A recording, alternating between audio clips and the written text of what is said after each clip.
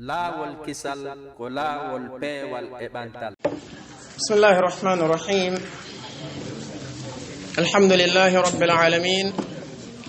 Wa sallallahu wa sallama wa baraka ala nabiyyina Muhammad wa ala alihi wa ashabihi wa atba'ihi bi ihsanin ila yawmiddin. نتابع الدرس إن شاء الله تبارك وتعالى. قال المؤلف رحمه الله: الموضع الثاني أنه صلى الله عليه وسلم لما قام ينذرهم عن الشرك ويأمرهم بضده وهو التوحيد لم يكرهوا ذلك واستحسنوه وحدثوا أنفسهم بالدخول فيه، إلى أن صرح بسب دينهم وتجهيل علمائهم، فحينئذ شمروا له ولأصحابه عن ساق العداوة وقالوا: سفه أحلامنا وعاب ديننا وشتم آلهتنا. ومعلوم أنه صلى الله عليه وآله وسلم لم يشتم عيسى وأمه ولا الملائكة ولا الصالحين، لكن لما ذكر أنهم لا يدعون ولا ينفعون ولا يضرون جعلوا ذلك شتما. بماكي كم بمؤلف عليه رحمة الله وني الشيخ العلامة الإمام المجدد شيخ الإسلام محمد بن عبد الوهاب عليه رحمة الله. بماكي الموضع الثاني nokkure ɗimmere nden e ɗiɗo nokkeeli jeego ɗi tawata ko ɗettaari e nder gurdal nelaɗon alayhi salatu wassalam, jannayɗi en ko yowodiri e fiyake oɗo tawhid, ka gollitirgol mo kañum e ka noddugol faade e makko, e ka rentingol woɗɗo e liddu makko, on ɗum woni oɗo shirk. ɓe maaki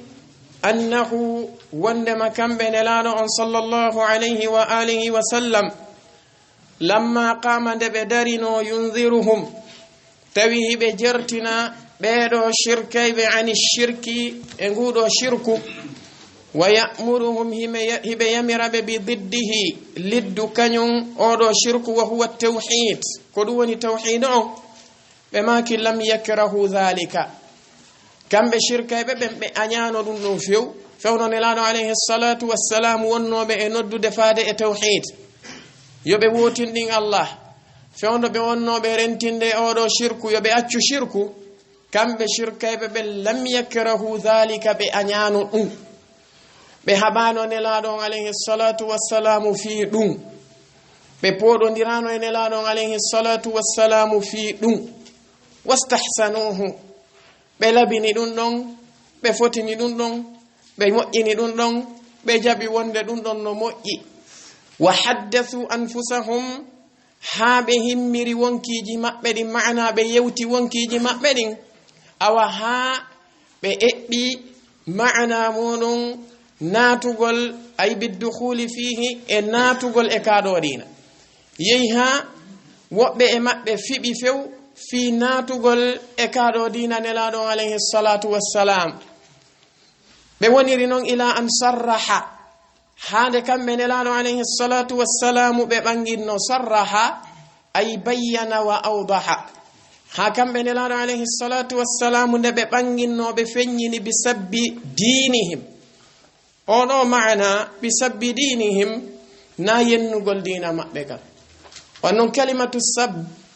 ka haala arab no faande al-aybu والتعيير والإهانة، معنى مودون أيبينغول كانيوما إتوغول تدونغال هونندن خولا كانيوم هونندن كو جاسوندé خولا كانيوم هونندن كو nde andanda hoore ma wana teddude. ɗum ɗo no wiye sab ka haala arab. idan bi sabbi dinihim ay bi ta'yiri dinihim wa aybihi wa ihanatihi, ɗum woni aybingol dina maɓɓe kan kanyumma e hollugol wonde diina ka be jokki don ka wana diina tedduka wana diina gongawa wa tajhili ulama'ihim kanyumma e hollugol majjere bangina majjere karamokobe mabbe ben du woni wonnobe be e yamirde ben e rewgol ko wana Allahu tabaraka wa ta'ala be cudana be dum be labinana be dum be holla be wonde ko dum do woni diina tigi tigi wa kan fewno nelano alayhi salatu wassalam waduno non dum do fa hina idin ko ontuma non shammaru lahu wa li ashabihi an saqil adawa si innama wonne shammara fulan li hadha al-amri ay tahayya lahu wa qama lahu bi jiddin kanko neddan kon o heblani ke hunenen o immani ke hunenen tawa ko hattirde immanagol woni ko immuri ko doni maana shammara fulanun li hadha al-amri joni shammaru lahu wa li ashabihi an saqil adawa ay maana mudum bayyanu lahum al-adawata wal baghdha'a haqiqatan yani haqqal bayan ko on sati non be dari be banginani nelano alayhi salatu wassalam e wondi be munon ben ko wiyete ko ngaymu be dari wa qalu bi saffaha ahlamana o daytini haqqillaji meden din ay saffaha uqulana o holli wonde enen haqqillaji meden din ko daytudi wo hiden setta rewa den setta ledde rewen hiden setta kaaje rewen no wodi e men rewaybe sanamu no wodi e meden be tawata ko rewaybe ledde tamaro ay goddo no daro o rewa leggal tamaro ha ngarrima o jodo don o rewangal ha o wele o ya o tetta tamarore o jakka kanko neddo on o detta mo o rewata on o nyaama mo be wi saffaha ahlamana wo o daytini haqqillaji meden wa abadinana o aybini dina meden kan wa shatama alihatana o yenni rewetedi meden non kon dum hollata ko wonde ma neddo si tawi hawri a immi ke hida noddude a inni ko e tawhid wonda e noddude hida rentinde shirku fodde ko mujmal wonda yaade e da'wa maada on ange shirkaybe ben on habata fodde ko wonda wiide ko shirku moƴƴa ko tawhid o woni diina a banginali ko hondu woni shirku a banginali ko hondu woni tawhid tana wonata be nay kaari no ne'i kaari ala problem o ko gando ko noddowo e diina fodde ko mujmal wonda be banginande ala wadde tafsil sa inni shirku ala banginde ko hondu woni shirku sa wi tawhid ala banginde ko hondu woni tawhid ollurata abadan be habata ma fewbe yaltinta ngaygo ko dum holli wonde kala wadiro wonon da'wa wana da'wa nelano alayhi salatu wassalam o jogi argol tawa yimbe shirka be ka jodi hida wajade be fi shirku da wajade be fi tawhid hida andino e mabbe wonbe yaade sujjana qaburuji no e mabbe wonbe hirsanoyde ben surrabe ka qaburuji no e mabbe wonbe yaade faabinora be wonbe ka qaburuji no e mabbe be tawata ko fibube wonde be waliyabe mabbe don ko andube ko wirni e ko nandi e sifadin piiji ara tun inna shirku moƴƴa dun nada yite janga ayeje arde fi dum wiya tawhid ko dum woni diina janga ayeje arde dum janga hadisaje ko ari din don didin non deƴƴa non ko pellet be anyatama naren tun ko dum wiyete da'watul mumayyi'in yimbe be tawata ko be ahlu tajamul wada be tajamul ara tawa yimbe be tawata ko pelleti hida andi ko shirkaybe daro da hida jantade fi shirku a jantata ko fi tabintinangol goddo go gandal andugol ko wirni ko wona Allah tele pellet kambe be jabi a jantata ko fi yaadu ndaro a jantata ko fi talki dido talki di tawata ko jilludi tawata na khalisal wahyayni woni e majji kanyum ma e garaji wonadi habbitede e ko nandi sifadin don piiji fo ala jantade daroda inna ida noddude be tawhid hida rentinde be shirk wa nafsu shay'in ka bid'aji sari tawi yimbe tayda inna tum bid'a no harmi a addi ayeje arde dum a addi hadisaji arde dum a wi ko sunna jokkete a addi ayeje addi hadisaji a wadali tafasil bangina ko hondu wiyete bid'a ko noneji bid'aji hondi jokka tanke a wadal dum do on habata ko nyande memminida tugguda ko wiyete ko hondu ayyanta wi'a hunde kaari ko shirku dum nada yite hunde kaari ko shirku dum luttina yite hunde kaari ko shirku ɗum no harmi duwaka waɗede ko gila nden ñande noon ɓe fuɗɗotoma hollude wonde awa fuɗɗike noon natude ka hana natude ɗum kono tanke hiɗa inde shirku moƴƴa bid'a moƴƴa a natali e tafasil a waɗali tasri a waɗali tawdih on haɓata ko ɗum ɓe faala en ɓanginande ɗum fewno nelaɗo alayhi salatu wassalam fuɗɗino tum ɓe haadi ɓe shirk ɓe noddi ɓe tawhid kamɓe heferaɓe quraish ɓen ɓe dari ɓe a ñaali ko nelaɗo yeye mum kon few bal istahsanuhu ɓe labini ɗum ɗon ɓe fotini ɓe moƴƴini ha woɓɓe e maɓɓe himmiri natugol kadina kono nde nelaɗo alayhi salatu wassalam waɗannoɓe tasrih holli ɓe wonde ɗin sanamuji ɗi ɓe jokki ɗon e ɓen reweteɓe maɓɓe ɓe jokki ɗon hiɓe rewa ko ɗum tigi woni aynu shirke billah ɗum tigi woni shirku ɗum ɗon noon ko hunde nde tawata ko nde mere ko waɗi noon ɓenɓe ɓe woni e rewde ɗon ɓen nafataɓe hay e hunde hiɓe noddude ɓen jabantako ɓe fus si ɓe rewali ɓen lorrataɓe hay e hunde ɓen ɗon e hoore muɗum ko rewayɓe noon wana reweteɓe ko nde nelaɗo alayhi salatu wassalam ɓanginno ɗum ɗo ɓe feññini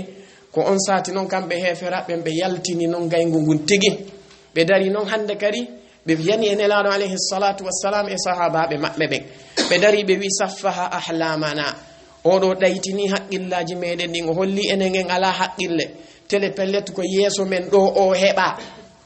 enen e nawyude enen ɓe mawɓe ɗo fop o darike holli wonde haqqillaji meɗen ɗin ko haqqillaji ɗi tawata ko jasuɗi enen e babiraɓe meɗen wa aba dinana o aybini dina meɗen kan ka ronuɗen tawi babiraɓe men koye ka woni o holli ka dina ko ka mere wa shatama alihatana o yenni kadi reweteɗi menen tawi noon wa ma'lumun no anda annahu sallallahu alayhi wa sallam wonde kamɓe nelaɗo alayhi salatu wassalam lam yashtum ɓe yennano isa annabi isa wa ummahu e biro annabi isa woni maryama alayha salam wala almalaikata wanale kadi malaika ɓen ɓe yenni wala salihina wala moƴƴuɓe ɓen ɓe yenni nelaɗo alayhi salatu wassalam yennano ɓe lakin siko woni lamma dhakara nde kamɓe nelaɗo alayhi salatu wassalam ɓe jantino annahum wonde ɓenɓe ɓe woni e rewde ɗon malaika ɓen e isa e biro muɗum e moƴƴuɓe ɓen e ko wona ɓeɗo ɓe la yud'auna ɓe noddataki ay la yu'badun ɓe rewataki wala yanfa'una ɓe nafatakadi hay e hunde si a noddiɓe ɗo yoɓe faabo ma ɓe gaynantama ɗum wala yadurrun ɓe lorratakadi si tawi hawri a rewali ɓe kamɓe noon ɓanelaɗo on ɓanginaniɓe no alayhi salatu wassalam ja'alu dhalika ɓe waɗi ɗum ɗo shatman yennore andi ahlu dalal siratuhum wahid hay si tawi hawri kamɓe e hoore maɓɓe ɓe aroye ha nokkeli goo ɓe sertoya ka annaw kono ka jinse ko goto naw'an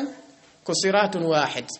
e jinsan ko siratun wahid amma naw'an yata'addad naren ɗo moƴƴa alhaali ɓeɗo nelaɗo alayhi salatu wassalam ɓe yennali reweteɗi maɓɓe ɗi few kono ɓaɓe ɓangini wonde pellet ɓenɓe ɓe woni rewde ɗon na handuɓe e dewal noon ɓen rewatake bal kamɓe tigi ko ɓe rewayɓe ɓe nafatakadi hay e hunde si a rewiɓe ɓe dari ɓe waɗi ɗum yennore o yawike en o yawike mawɓe meɗen ɓen o aybini en o aybini dina meɗen ka naren hande kadi si a yehi ɗo e nokkeli hewuɗi kameɗen ɗo a ɓangini fi shirkuji wonani waɗede ko ɓe woni yaade ɗo ziyarat shirkiya ziyaraji ɗi tawata koɗi shirku laaɓuɗi pos yawgol faabinora surraɗo inna ko o waliyajo yawgol ɗaɓɓiramo ballal yaha hirsanamo ka o wali ka kaburu makko ɗon taqarruban ilayhi yaha hoɓɓe no woodi koye ɓe arɓe fofo e hoore mbullali kaburu on few tabarrukan woɓɓe goo koye ɗettuni mbullari ɗon ɓe naɓora ka maɓɓe ɓe dembinandi e ndiyan ɓe ɗetta ɗan ndiyan ɗon ɓe yara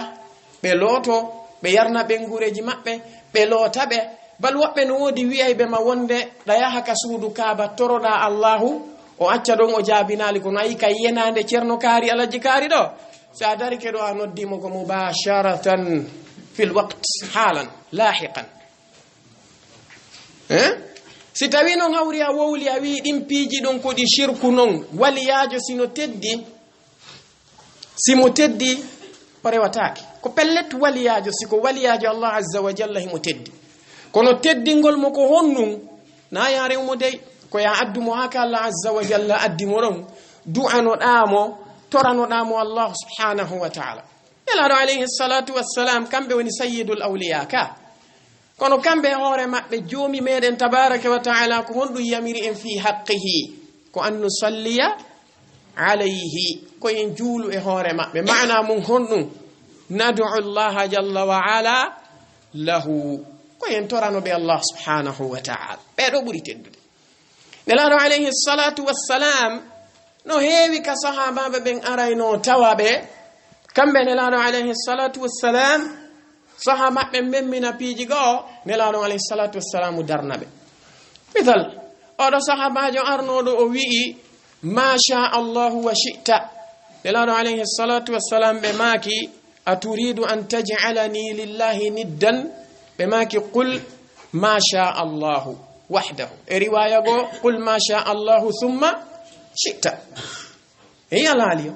kamɓe nelaɗo alayhi salatu wassalam ɓawo ya wi'i si allahu muuyi on muuyi bi mana si allahu e moɗon muuyi nelaɗo alayhi salatu wassalam ɓe maki a waɗaylan kafidiɗɗo Allah ko ya wi'u si allahu tum muuyi ma inna si allahu muuyi thumma yeeso ɗum min kadi mi muuyi famige non ko wona noon kamɓe nelaɗo on sallllahu alayhi wa alihi wa sallam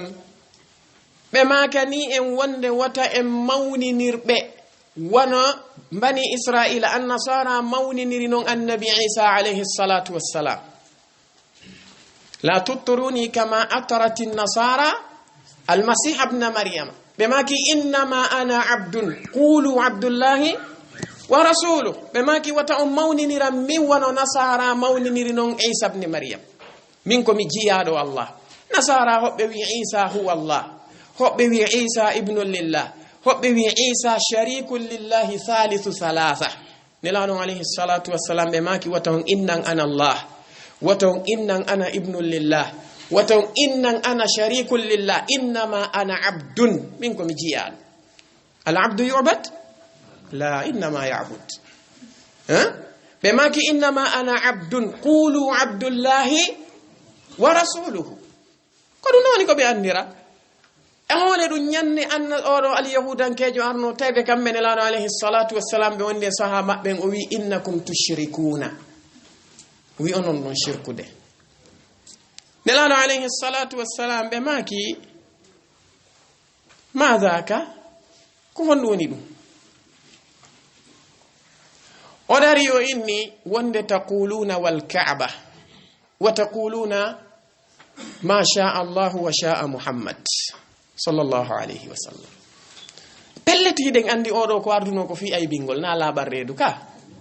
yahudi jaa litta'yiri la linnushi o ari on aybini o wi onon iɗon shirkude goy nelaɗo alayhi salatu wassalam ɓe maki kon wonnu o inni hiɗon wi'a mana mum awa wondiɓe ma ɓen hiɓe wi'a wal ka'ba ɓe wondiri suudu kaban ande kanko himo andi wondirgol ko wona allahu ko shirk o dari o inni hiɓe wiya kadi wonde ma sha allahu wa sha'a muhammad si allahu e muhammad ɓe muuyi nelaɗo alayhi salatu wassalam ɓe fewti sahaba ɓen ɓe makani ɓe wonde oɗo ko wowli kon mana muɗum ko noon tigi woniri mi laatino mi haɗali on ɗum kono ko haɗunolan haɗugol on ɗum ko hunde kaari Cheikh Usaymin ɓe maaki ka qawlul mufid sharhu kitabi tawhid wonde ko fi honɗum kamɓe nelaɗo alayhi salatu wassalam tawi ko marhalatan ba'da marhala ɓe wonno haɗirde sahaba ɓen tawi wanayoɓe haɗuɓe ɗi fof jumlatan wahida ɗum wona sabu ha ɓe hoɓɓe maɓɓe doga e dina kan ɓenna heede haɗoje wono ɗuuɗi idan ɓe fuɗɗori haɗirgol ɓe goɗɗi goo tawi ɓe hewtali e ɗin ɗon taw kanko alyahudankejo o ari wadditiɓe mum kono mubasharatan kamɓe nelaɗon ɓe maki wi'e wa rabbil ka'ba wi on ma sha allahu thumma muhammad alayhi salatu wassalam ese nelaɗon ɓe makuno saffaha ahlamana oye ese ɓe makuno abadinana oye est ce que ɓe makuno shatamana wa shatamadinana la kamɓe nelaɗon alayhi salatu wassalam qabila alhaqa min alyahudi maa kawnihi lam ya'ti nasihan innama jaa mu'ayyiran wa mu'iban koni o arduna kono nelaɗo alayhi salatu wassalam ruttano waɗen noon hande si ari ɗo a wi hunde kaari ko shirku woɗɗite ɗum hunde kaari naba yiite woɗɗite ɓe nayi o sa lunnike mo hunduko kon nini ɓiraɗan ɗan gaynali taw iwde makko ko won darade hande ko menen lanci ɗo goro ƴamal nene makko min ƴakki goɗɗe goye men yaaɓunoɗe men tawi min haari goro ko woni wa arde ɗo hande inna men menen e ko min tawri mamiraɓe amen ɗum ko shirku noon ɓeno boninede o yenni en o yenni mawɓe meɗen ɓe o yenni dina meɗen ko wana noon hande boyno ɗo ihwanul muslimin sa ari hande a fuɗɗike ɓanginde tanke iɗa inde sunna bid'a a natali e tafasil a ɓanginali sifaji ɗi tawata ɗin ɗon ko sifaji ahlil bid'i waddalalati tana ala goy ko ñande natuɗa e ɗin tafasilji ɗon ɓangindaɗi wo e daroɓe na henoɓe ko ɓe yalti yasubbuna al ulama ɓeɗa wiwno yasubbuna alihatana hande ko yasubbuna ulama'ana kana ɗum yalti tawa noon a yennali hay e goto ko wonna wiwde ko ɗum ɗo ko laawol khawariji ni ɗum ɗo ko laawol mu'tazila ni ɗum ɗo ko laawol shi'a ar-rawafida ɗum ɗo ko laawol asha'ira ɗum ɗo ko laawol ikhwan al-muslimin ɗum ɗo kadi ko laawol jama'a at-tabligh ko nandi sifanin peeji kono sa memmini ɗum ɓen nayi ɓe yenni karmo koɓɓe tawale pellet wa billahi alayhim ɓe jentotoma ko ɓe jentima fop a yennali karmo kojo hay goto hay e goto ɓemɓe ɓe woni wiide a yenni tawa a yennale hay e bajjo idan ɗum ɗo kon ɗum faminta en ko awasi a nodday ila din la budda bitasrihi wal bayani wal idahi famike o ɓe ɓanginaday ha artoginna tawhid a ɓanginta kon ɗoni tawhid shirk a ɓanginta kon ɗoni shirk bid'a a ɓanginta ko woni bid'a la budda bi al bayani wat tasrihi famike ko ɗum waɗi si jombi me wi fasda bima wa a'rid anil mushrikin ɓe maki fa ida arafta hadha si tawi a andi ɗum ɗo arafta a anday anna al insana wonde neɗɗo on la yastaqimu lahu islamun fewantamo islam ko wiyete noon al istiqama mana muɗum roni attawassut ala tariqa tumbagol wonaka hoore laawol tawa neɗɗo on la yamilu o oñotako wana ka ñaamo wana ka nana la yastaqimu lahu islamun ñiɓantamo tumbanomo ka hakkunde islamun walaw wahhada allaha haysi tawi hawri o wotinɗini allahu on wa taraka shirka o acci shirku on illa bi adawati lmushrikin siwana wondude e añugol ɓeɗo shirkeɓe wattasrihi lahum bil adawati wal bugdi e ɓanginalngol ɓe kadi feññinanaɓe wonde pellet sabu ko ɓe shirkata kon awa moodi hiɗa añiɓe hiɗa konniɓe gandasifamiki idan neɗɗo hay si a woni muwahhid la tushrik billah anta insan muwahhid ma sha allah kono madama tuwali almushrikin wa tuhibbuhum wa hum yuhibbunaka madama alhaali maɗa on ko ni woniri a ɓanginanali ɓe wonde pellet a yiɗaɓe sabanede ma shirku mo ɓe jogiti on ɓe maki hay joni islamu maɗa on o wonali ka o hani wonde ɗon taw a heɓata islamu on tigi bi kamalihi hatta tatabarra'a min almushrikina wa alihatihim wa tubayyina lahum bil adawati wal bughdi famige ɗum ɗo ko hunde tata ko annade annabi ibrahima alayhi salatu wassalam huwa imamul muwahhidin alaysa kadhalik bala allah azza wa jal o wi wa idh ibtala ibrahima rabbuhu bi kalimatin fa atammahunna qala inni ja'iluka linnasi imaman hadha wa'dun min allah azza wa jalla kanko allah o foduno annabi ibrahima alayhi salatu wassalam o laatini kadi ko waɗi noon o wi inna ibrahima kana umma karmo koɓe go maki ay imaman wa qudwatan ko ɓe almami kala artuɗo ɓawo maɓɓe ha o wi waman yarghabu an millati ibrahima illa man safiha nafsahu o ñotta ko sela lawol annabi ibrahima ngol sina neɗɗo ɗaytinɗo wonki makko kingo majjiniki idan kamɓe annabi ibrahima alayhi salatu wassalam ko ɓe almami meɗen enen allahu wi thumma awhayna ilayka an ittabi' millata ibrahima hanifan o wi qul sadaqa allahu fattabi'u millata ibrahima hanifan ɗum ɗo fof en yii joni noon annabi ibrahima alayhi salatu wassalam jomi mi wi qad kanat lakum uswatun hasana fi ibrahima walladina ma'ahu id qalu liqawmihim inna bura'a'u minkum wa mimma ta'buduna min dunillahi kafarna bikum wa bada baynana wa baynakum al'adawatu wal baghdha'u hatta tu'minu billahi wahdahu. Handasino mama annabi ibrahima imamuna wa qudwatuna jomi men tentini kadi wi qad kanat lakum uswatun hasana gomɗi latanike on ñentinirgal moƴƴal fi ibrahima walladina ma'a e annabi ibrahima e ɓen gomɗinɓe wondunoɓe maɓɓe hal kanu kathirin an zaka la bal kanu qalilin ɓe hari ɗuɗano ko seeɗaɓe wonno par ce que ko annabi karmokoɓe goo wi hari ɗon wure woɓɓe goo wi ko tatogoy ɓe wi ko annabi ibrahim annabi lut e yumma meɗen sarata o ko ɓeɗo tato id qalu liqawmihim ɓe dari ɓe wi'ani yimɓe maɓɓe ɓen sarahatan inna bura'a'u minkum wa mimma ta'buduna min dunillah menen ko min dandiɓe pottiti e mon onon few en ɗanɗan noon no lutti hakkude men goy kono ka sengo dina meɗen pottiti e mum few wa mimma ta'buduna eɗen danigal ko wonɗon e rewde kon min dunillahi ko wona allah ɓe hattali ɗum ɓe wi kafarna bikum menen min yeddi dina moɗon kam kaɗo dina mon min yeddi ka few wa bada feeñi kadi ɓangi ɗum min suuɗata on baynana hakkude amen wa baynakum e moɗon al adawatu ngaygu ngun wal baghda'u e konnagu ngun hatta tu'minu billahi wahda ha ñande gomɗin ɗon allahu tuwo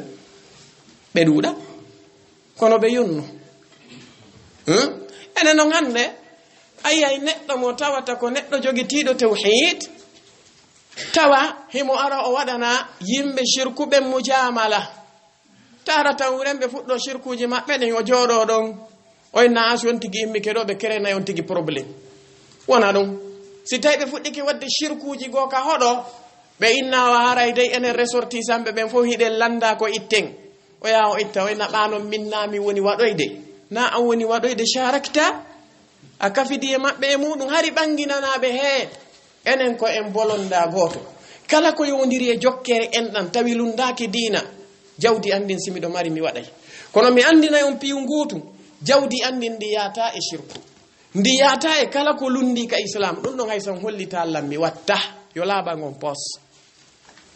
ono e yimɓe sunna gono ara ɗon soodo fuɗɗo enen ɗo déjà komi yii kon ko yimɓe mere ɓen kamɓe woni unasi yatabarra'una min ahli lhaqqi o kamɓe arata ɓe mooɓa on tigi ɓe addamo ɓe inna réunion famille réunion on fop haray famille on fof ho noddita hande nani goto tatultu jama on ara jooɗo ɓe inna waray allahumma salli ala muhammadin wa sallim laytakum bada'tum bismi shaytan ani no fuɗɗoron inde shaytan ko waɗi ko sakkagol dina wonɗon e muɗum kono argol ɗon innawa haray dey tigi tigi on hiɗen mari ɗo siɗɗo meɗen goo kono tigi tigi o foltike o yalti e lawol ngol haray machallah kanko ɗo o acciti waare o tentini conci sonnajo makko kadi o buumimo joni haajuji meɗen jokkere nandin o yaata haray innama kadi yo cottise fiika hoɗo meɗen hunde kaari o wi o watta ɓe nawa heno mo ɗo joni ko yo suɓo ko o jokki ko ma o suɓo en enen subhanallah onon on suɓindinayi goɗɗo onon e dina allahu kam kono goɗɗo si heɓi ɗo ɓiɓɓe zina ko o heɓi reni yo joɗɗintake fiiɗum bandiru wonata ɗo coupeur de route reni yo joɗɗine fiiɗum suka accitata ɗo rastaji ma o fembo pelette o waɗa jolokoje ka dande makko o yuppa tuba mban ha ka guelenje reni yo joɗɗine fiiɗum jiwo ɓorotako ɗo bi maana ɓandu makko ndun o wujo produit o rondo dongi mesh ka hore makko o borno concoy peppotoy innewa ɓe jooɗire ni on hara jiwo meɗen o yalti jungo hande o yi ɗum wallahi ma ra'aytu min mbi yaade wona ɓe joɗɗinanede reniyo ɓen fof ko fi diina jon noon ɓe daro ɗon ɓe innawa si o waɗali gila hande e yalti e makko si o maayi e yaata si o maayirama e yaata so heɓi haajo e yaata tawi noon kombo ɓurno hanude wowlugol ɗum o kanko wawno wiide hey ko noon he tanke on accali ɗi shirkuji e ɗi bonkiji ɗi jokkuɗon ɗo min mi ukkotako e ɗin alhaaliji moɗon amma en ɗam wonɗan hakkude men ɗam min mi tottay wan noon joomi an ko ɗum yamirim kono ɗum ɗon ko muskila molanaɗo mo jogitinen hande et puis wi'ugol maɓɓe wonde inna bura'a minkum wa mimma ta'buduna min dunillah bada'u bihim ɓe fuɗɗori ɓe kamɓe ɓuɗon si karmo koɓɓe ɓe maaki wonde albara'atu min almushrikina ko ɗum ɗon woni awwalan thumma albara'a min ashirk yani min alihatihim ko on tigi fuɗɗorta taw ko kamɓe o dandinoto taw si o ara e muɗum ɓe maki ayeje boy ka qur'ana no ari en annabi ibrahima en ɗo ɓe maki inna bura'a minkum wa mimma ta'buduna min dunillah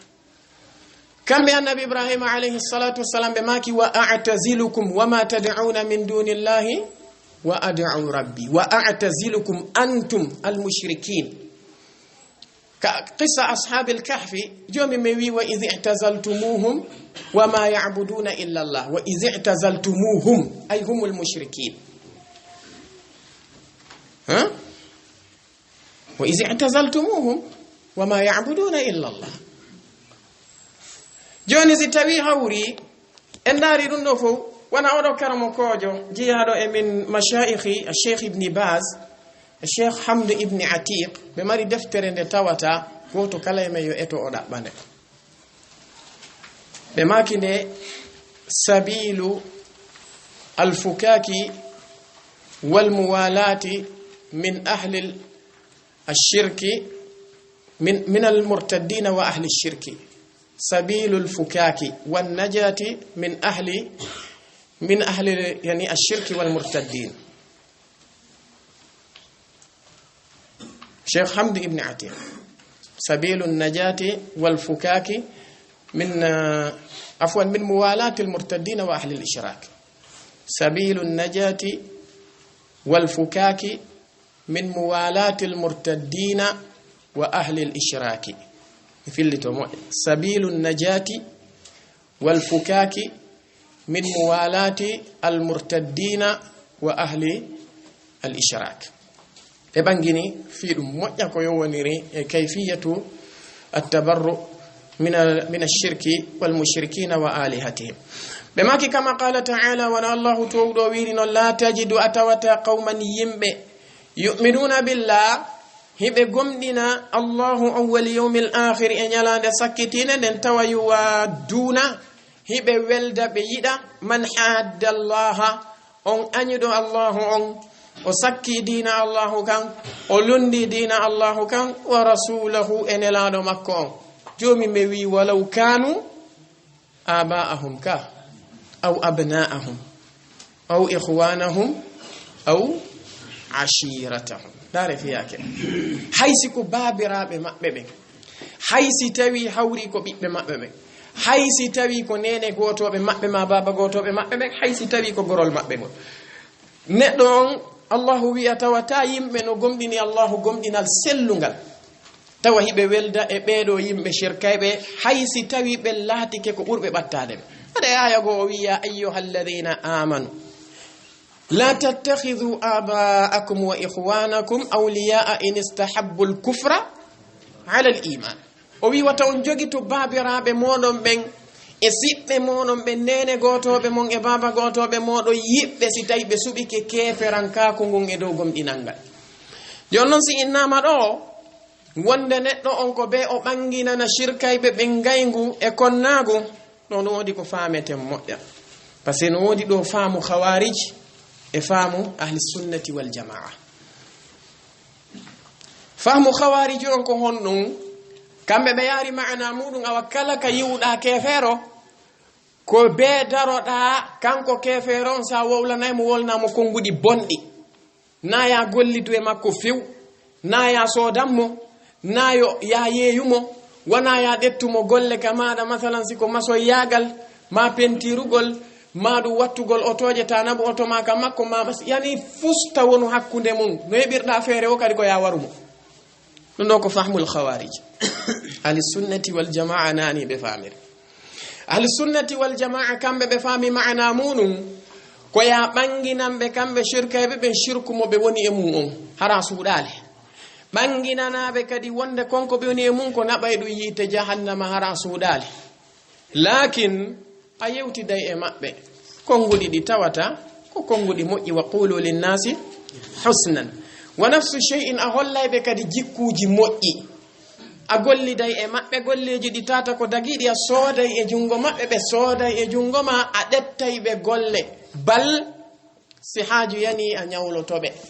ɓe maki ko annon ɗum ɗo ko tippi ko e nelaɗo alayhi salatu wassalam e yi'uno sen daari sira nelaɗo alayhi salatu wassalam en anday ko honno nelaɗo alayhi salatu wassalam wuri ɗum ɗo e heferaɓɓe ka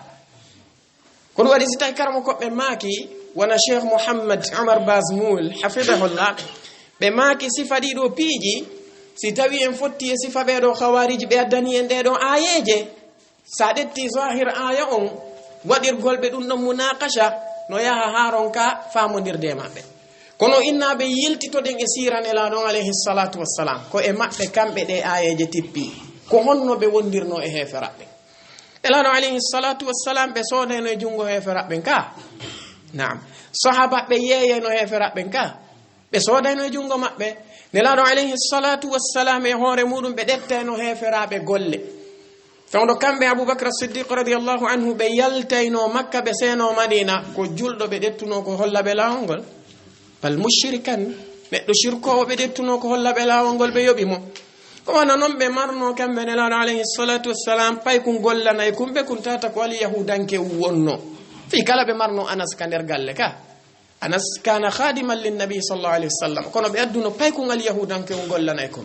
wa nafsu shey kamɓe nelaɗo alayhi salatu wassalam si heferaɓɓen okkorino ɓe ñamete tawi ñamete on ko dagiɗo ɓe ñama en akbaru shahidin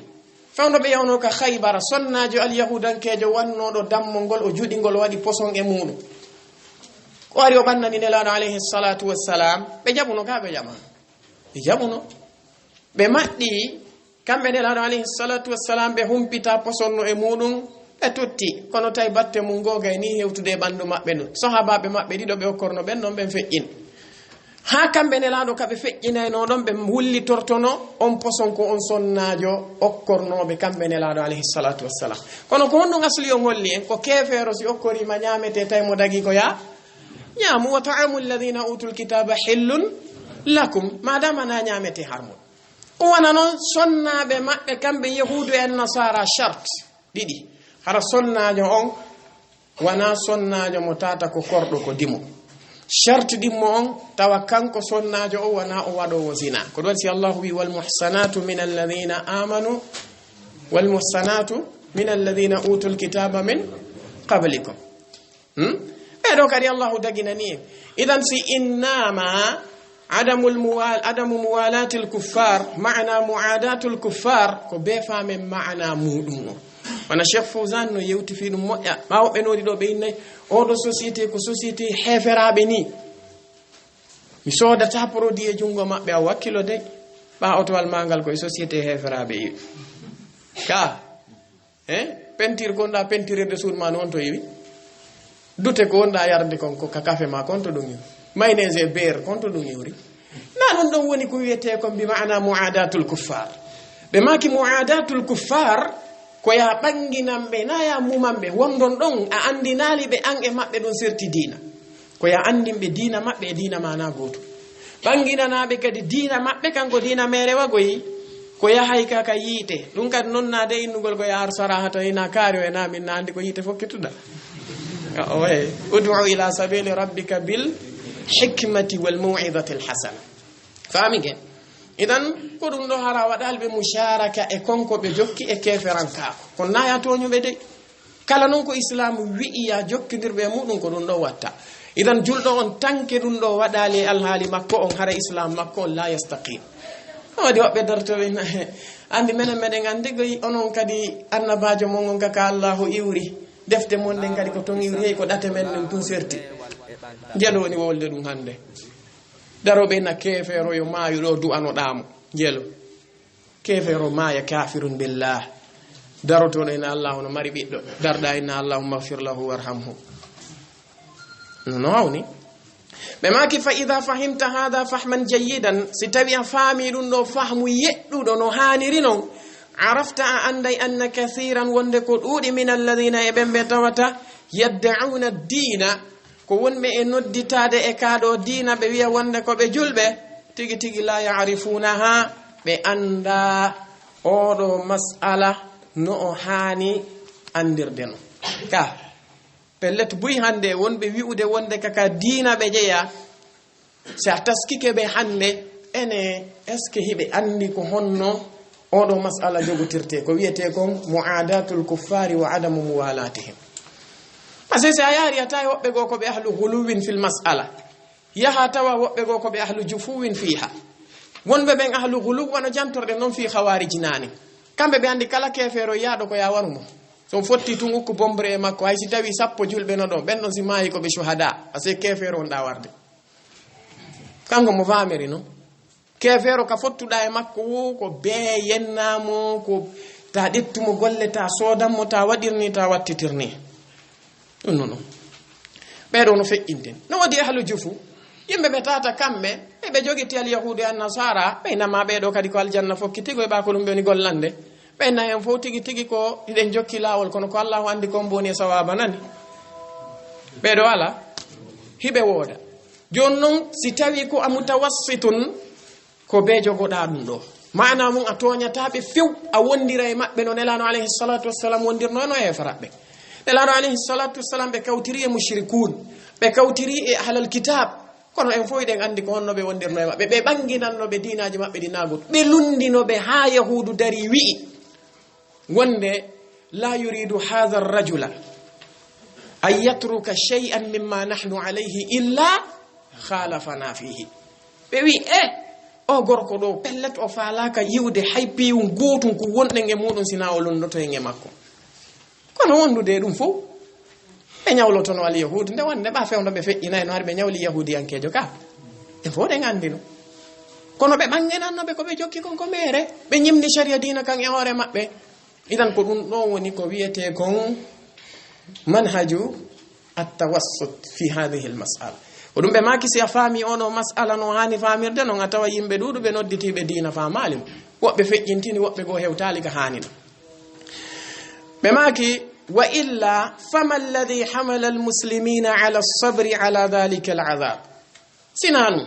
ene ko wonnum fawno beedo julbe e dow munyagol e de lettere be hebuno fu wal asr kanyumma e nangede wabbarbi e piyede wal hijrati kanyumma e ferugol accita saare mudun de leydi mudun din galle mudun den jawdi mudun din bengure mudun den ila al habasha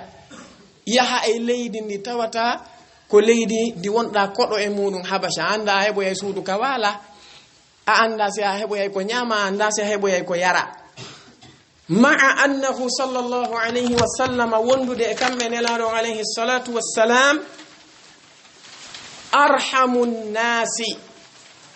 ay bin nas ko kambe buri yurmede e yimbe ben fop yimbe men bi maana yimbe ben fop yurmegol yimbe men ko kambe buri waawde dum e der yimbe ben fu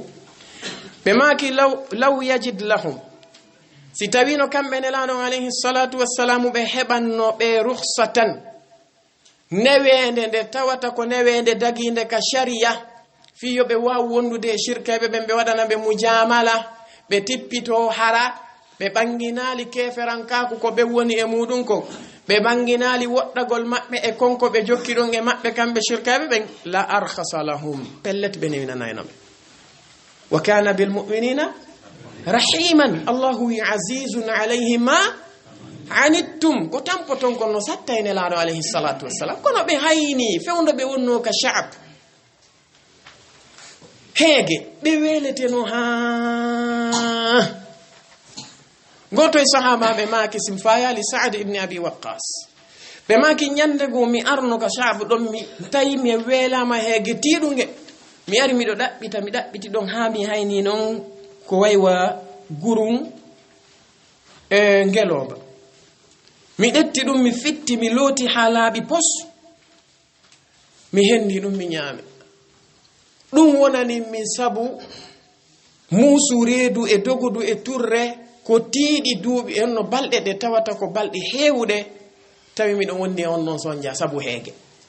bobo woyno wulla sonnabe no jogi no muynina tawa endi di yori no ala ko nyaame bikkoy koy no wulla nelano alayhi salatu wassalamu hayni dum non fop tawi shirkaabe ben ko dum dabbi na dey awa he Muhammad alayhi salatu wassalam dettu yimbe ma ben ara naton ka diina men o way ko dawawi jokkude ko jokkuda kon accida men e ko me woni e mun ko hara aybinaali men si a wadi dum dawawi artude kono men jabantama ya ar inna ko men jokki kon ko mere e no son jam fo na dey wi'ugol ko baabe naati e islamu o pasen fo de ngandi e fera ben arno tawine Abu Talib benni inna men biddo siddo mana on alhaali en heno ka wondon joni ba o jabali iwde e ko woni ko tawta men joni yo jokku ko jokki ko men jokka ko men jokki ko hara o aybinaali diina amen kam Allahu wi waddu law tudhinu fayudhinun beno faala si tay tippitoto kambe kadi be newina nelano alayhi salatu wassalam be maki bappa wi e be sibe dettinange ngembe fawi ka newre an nyamere do be detti lewru ndum be fawi ka newre an nanere do dum hadata mi yottinay ko jomi an nelirim mi kon nani shirkuji dim mi wowlaydi haadi laaba pos sonjam fo ko do wonno na de fi be jabi mi anda sino fama koko be be lorra do fopko dum si tay be jabuno be ari be yiltiti be wona don joni jokku ko jokkuda men jokka ko men jokkita woltun ko men woni e mun ko menen kadi me wolta ko wonna e mun ko be yahayno e hoore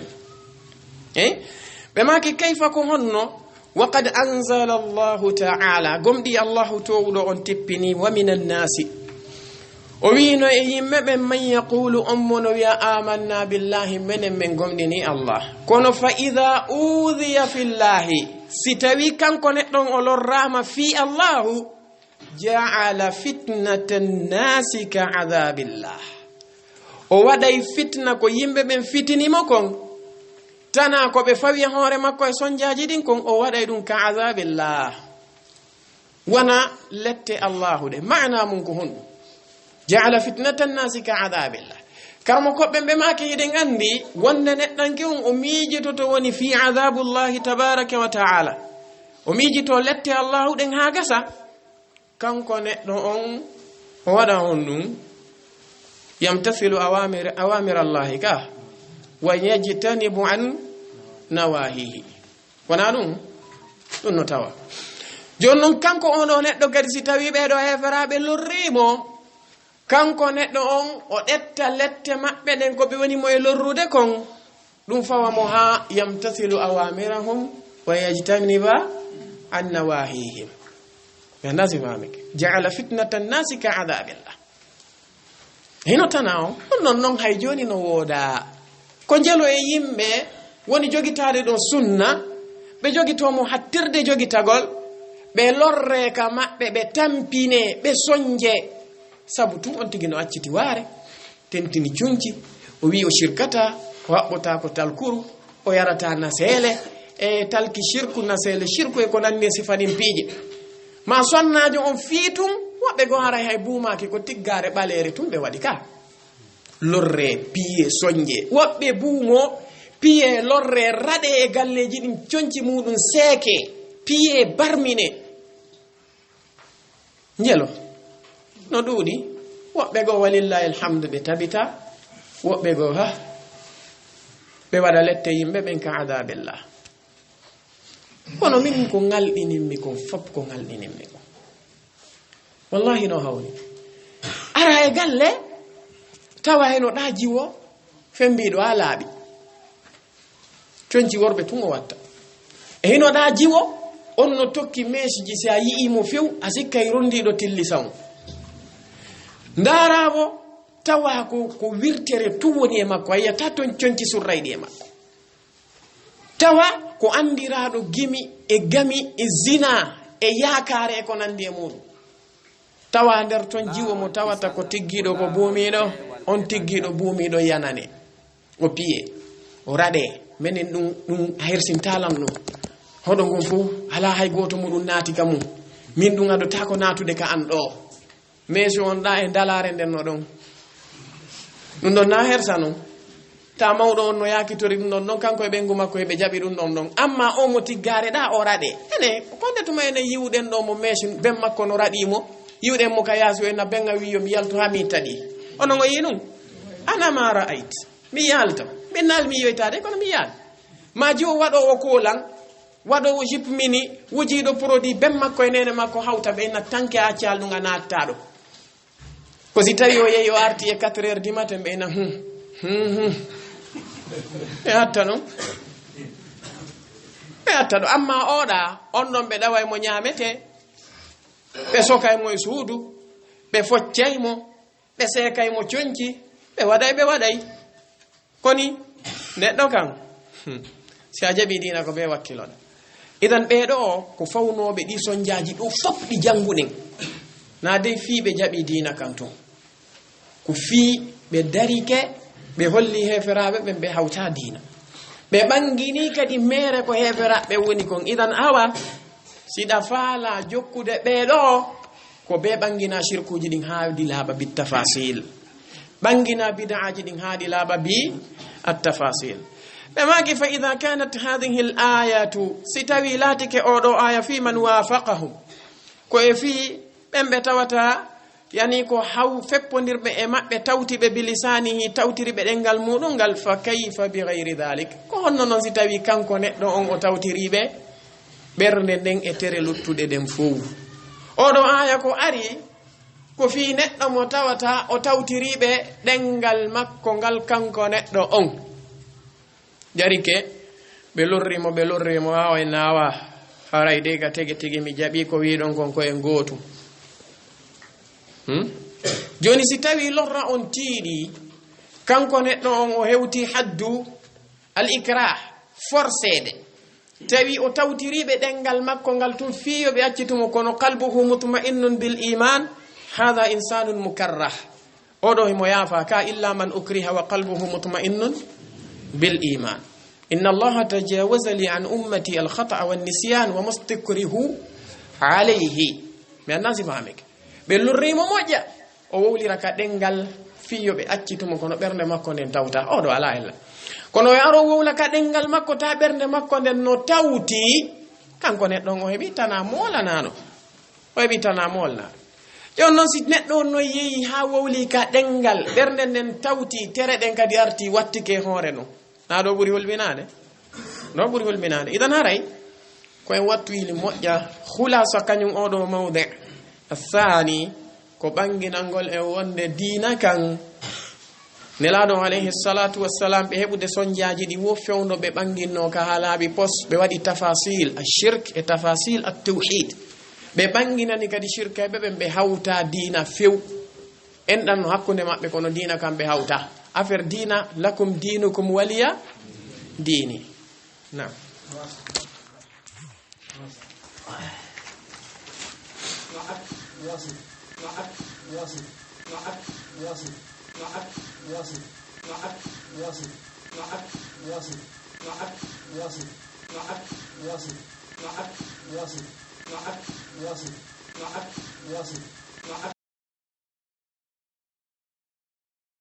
laawol kisal ko laawol peewal e ɓantal